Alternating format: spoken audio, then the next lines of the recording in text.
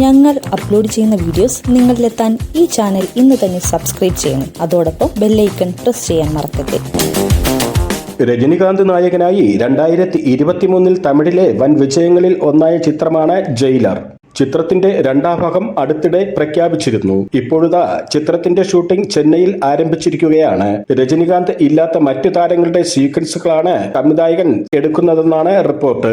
അതേസമയം തെലുങ്കിൽ നിന്നും ഒരു സൂപ്പർ താരത്തെ ജയിലർ 2-വിൽ എത്തിക്കാൻ ശ്രമം നടക്കുന്നുണ്ട്. റിപ്പോർട്ട് പ്രകാരം നന്ദമൂരി ബാലകൃഷ്ണയെയോ ജൂനിയർ NTRനെയോ ആണ് ജയിലർ 2-വിൽ എത്തിക്കാൻ ശ്രമിക്കുന്നത്. ഈ താരങ്ങളുടെ ഡേറ്റ് കൂടെ ലഭിക്കുന്നത് പരിഗണിച്ചായിരിക്കും തീരുമാനം. അടുത്തിടെ ബാലയെയും രജനിയെയും ഒരു ചടങ്ങിൽ ഒന്നിച്ച് എത്തിയിരുന്നു. അന്ന് ബാലയ്യയെ രജനി ഒത്തിരി പുകറ്റി സംസാരിച്ചിരുന്നു. ഒരു ജീപ്പെടുത്ത് എറിയുന്നതും ട്രെയിൻ തടഞ്ഞു നിർത്തുന്നതും ഞാൻ സിനിമയിൽ ചെയ്താൽ പോലും ആരും വിശ്വസിക്കില്ലെന്നും എന്നാൽ ബാലയ്യ ചെയ്താൽ അത് വിശ്വസിക്കുമെന്നാണ് രജനി പറഞ്ഞത്. അതേസമയം ജയിലർ ആദ്യ ഭാഗത്തിൽ ഉണ്ടായിരുന്ന മോഹൻലാലും ശിവരാജ് കുമാർ എന്നിവരും രണ്ടാം ഭാഗത്തിൽ ഉണ്ടാകും എന്നാണ് വിവരം.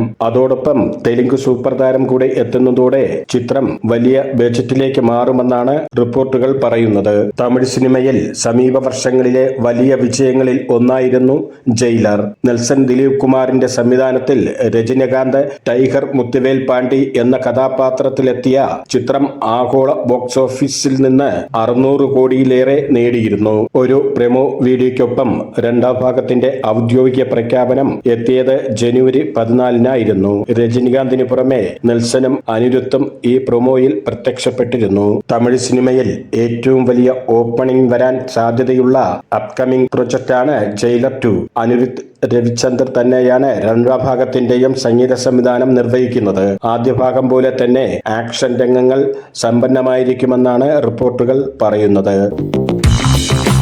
ഞങ്ങൾ അപ്ലോഡ് ചെയ്യുന്ന വീഡിയോസ് നിങ്ങളിലെത്താൻ ഈ ചാനൽ ഇന്ന് തന്നെ സബ്സ്ക്രൈബ് ചെയ്യണം. അതോടൊപ്പം ബെല്ലൈക്കൺ പ്രസ് ചെയ്യാൻ മറക്കരുത്.